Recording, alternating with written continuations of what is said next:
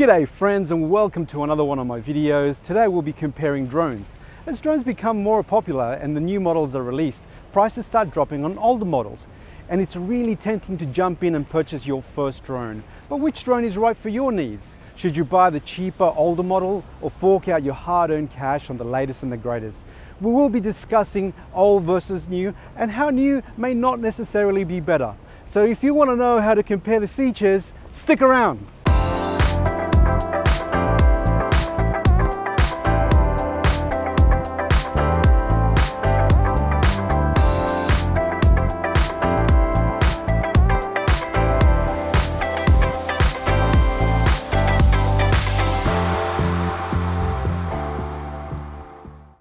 In today's video, we'll be comparing the older DJI Phantom 3 SE and the newer DJI Spark. You may be surprised about my choice because they look so distinctly different, but their price is very similar. So why is this so? When you compare features, you may be surprised to see how close they are. So let's have a look at the specs and see why I came to the conclusion of which one you should buy depending on your needs. The basics. The battery life on the Phantom 3 is longer lasting than the Spark, with the Phantom 3 claiming a maximum flight time of 25 minutes versus the Spark's 16 minutes. But we know that this is due to the Spark's miniature size and smaller battery. The top speed of the Phantom 3 is 58 km per hour against the Spark's 50 km per hour. Both are definitely not the fastest drones around, but still very comparable to each other. Both drones store their footage on a micro SD card to the maximum capacity of 64 GB.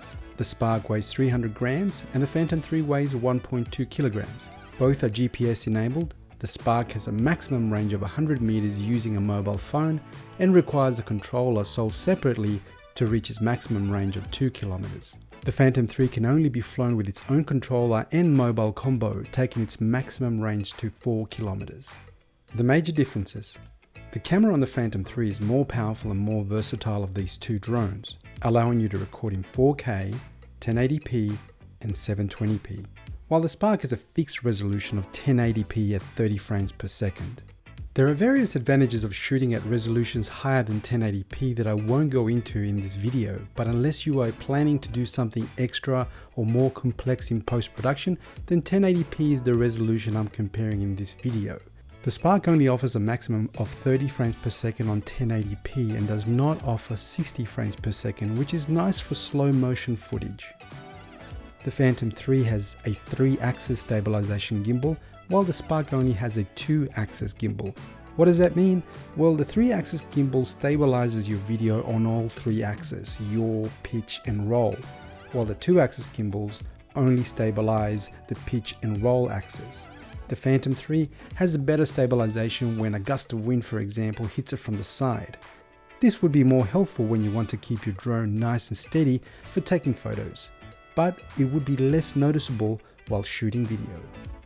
The Spark takes the lead in the software department though. The Spark has all the autonomous flight modes enabled on its DJI Go 4 app, while the Phantom only has 3 modes on an older version of the same app. How useful are all these modes? I will leave up to you, but there's one at least called the droney mode, which I find really cool, and it helps you shoot a sequence that is normally pretty tricky to get right doing it manually without this autonomous mode.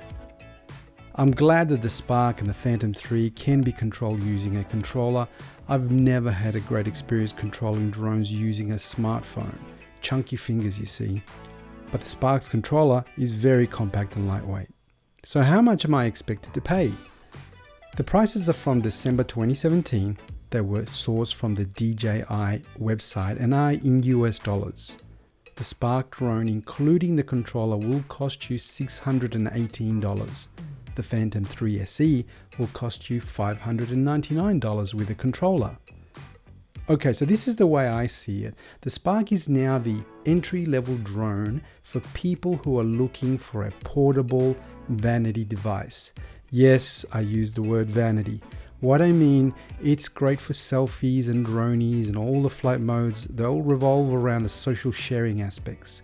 The 3 SE, on the other hand, lacks a range, compactness and flight modes of the newer DJIs like the Mavic.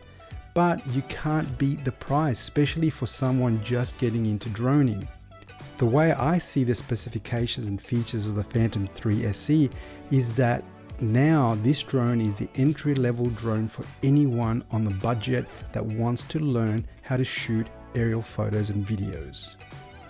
So where does my money go? Well, I'm backing the Phantom 3 SE while it's still available.